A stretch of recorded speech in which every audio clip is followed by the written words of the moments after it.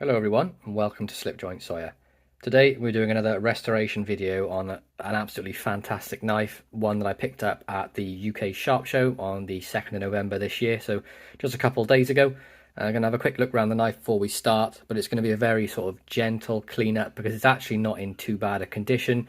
There's a crack in the bone here that I'm going to address.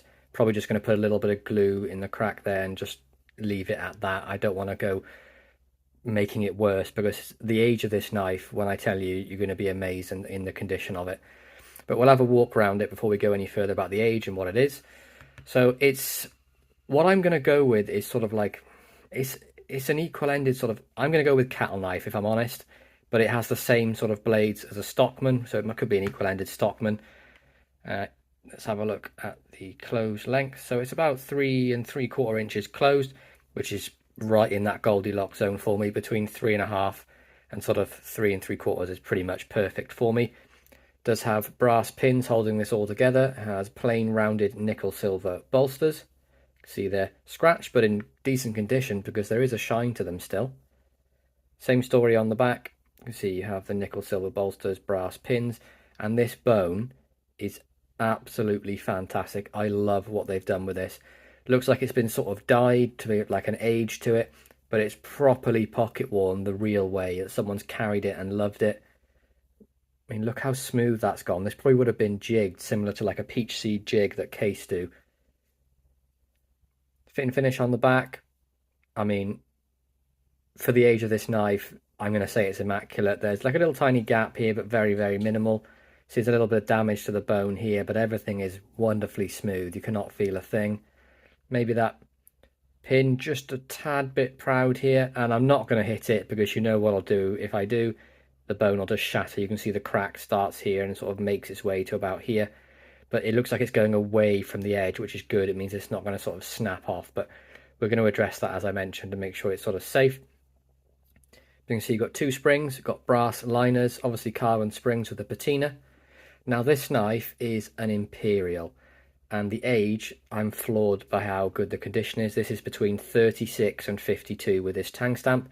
Imperial Prov RI for Imperial Provenance Rhode Island. You can see there has been quite a lot of use on the blade, and someone who's sharpened this has done, I mean, it's kind of sharp, but I mean, you can run your finger down it without cutting yourself.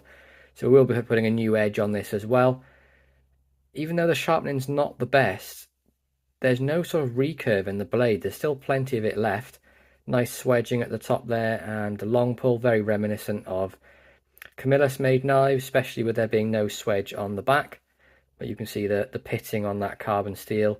But we're just going to be polishing this, not going to have any sort of sanding or anything like that. I don't want to remove too much history from it because honestly, it's in fantastic condition. I mean, look at the walk and talk still. Nice snap. Now, is it the strongest? It's probably like a 5.5 and 6 at most, but I'd be happy to carry this and put it in my pocket and use it.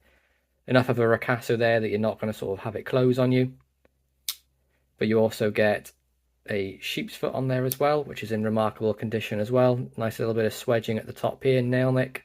Little bit of a recurve in the blade, but we'll sort that out with sharpening. And then you also have a pen blade on the back as well. So we're just going to sort of jump into it. That's probably pretty much it from talking for me. I'm just going to concentrate on this. I don't want to damage this one, so I'll be in full focus mode, but I hope you enjoy the video.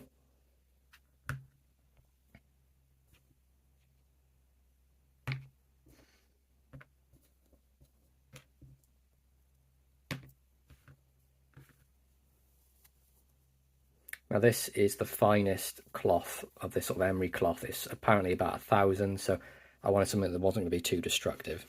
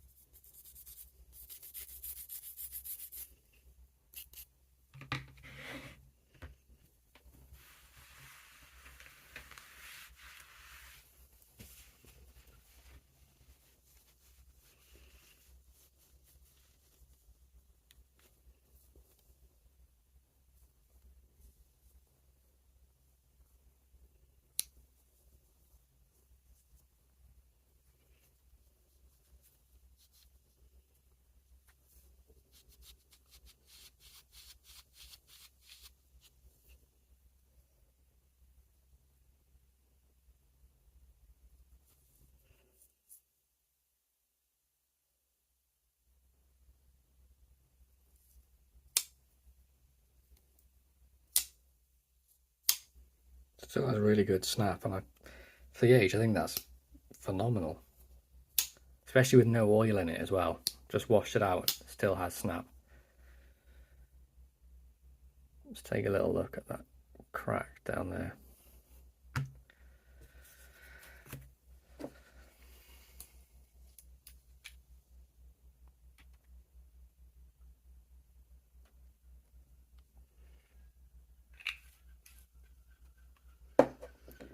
Good old trusty victorinox toothpick for this. How can I get that in the gap? Should be fine.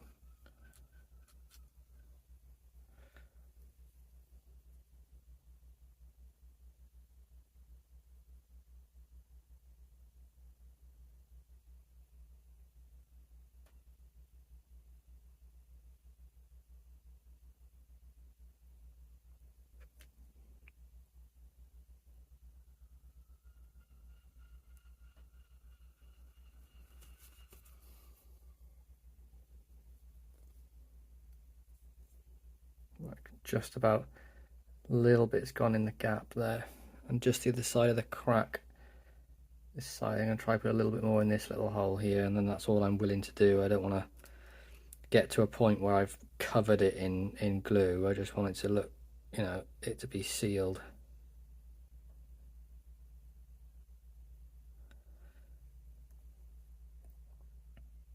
Just let it set for a minute, and then I can wipe the excess off. Just to get it all over my fingers and stick myself to a cloth like I usually do.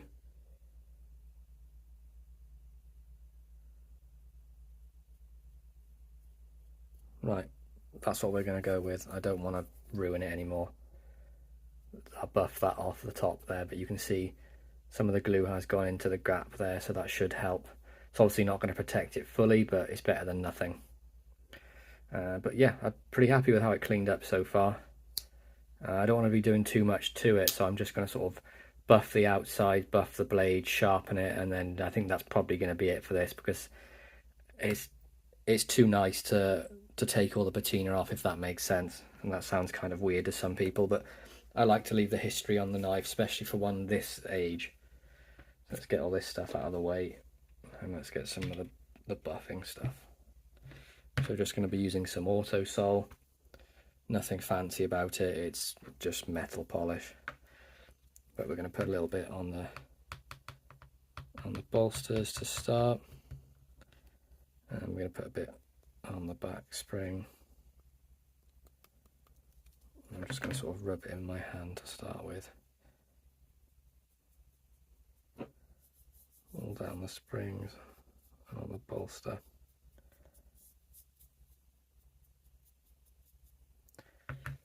And then we'll just get a cloth and sort of buff it, really.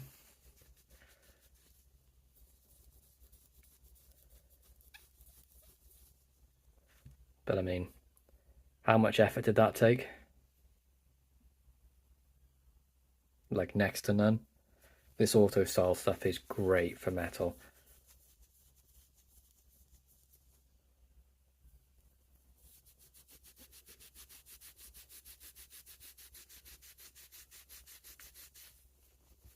I mean, you can see how much dirt it polished off.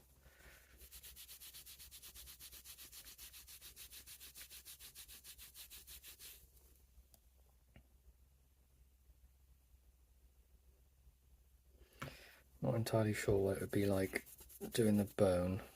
Should we risk it and test a little bit? Oh, no coming back now.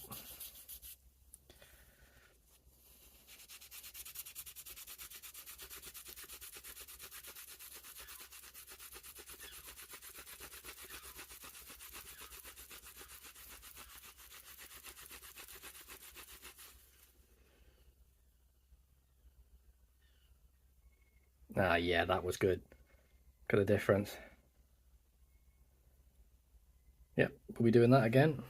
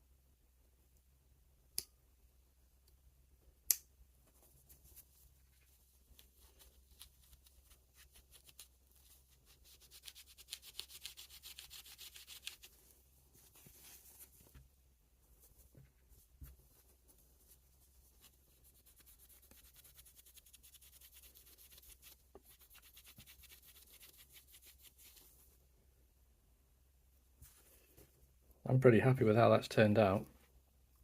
Snap's good. Just needs to be oiled really. We can go ahead and do that, I think.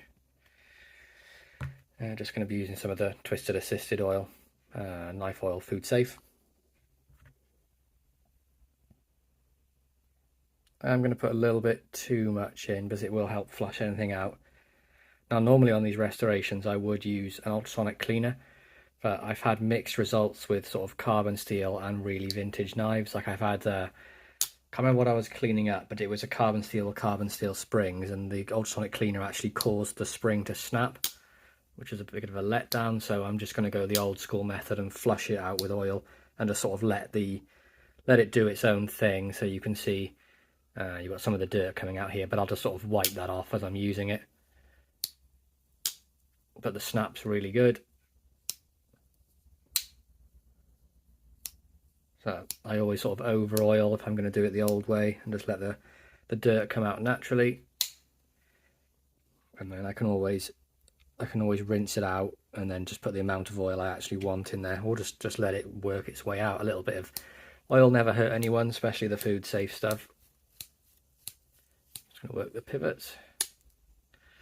There we go. Some really nice snap. Now all that's left to do is sharpen it, and I'm going to do that off camera. I'm not going to put you through the pain of watching me sharpen a knife freehand, but we'll come back when it's done. Okay, welcome back. All I've done in the sort of time I was off camera, oiled the bone, put a bit of mineral oil on there just to give it a bit more hydration and bring out a bit more of that shine. Put a little bit of oil on the blades as well, of course, because they're carbon steel.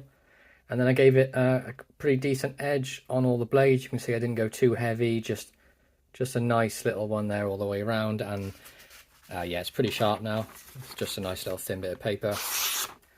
But yeah, decent enough edge on there.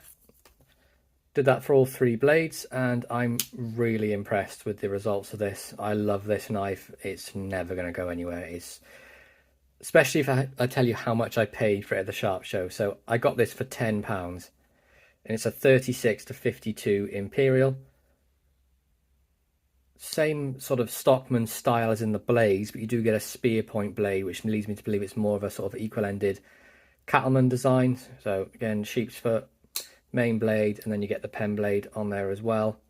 Really enjoyed doing this restoration, and I hope you guys enjoyed it too. I have taken a bunch of pictures of this before, and I'll do some afterwards once I finish this, and I put a nice little slideshow at the end, so I'd appreciate if you watch that.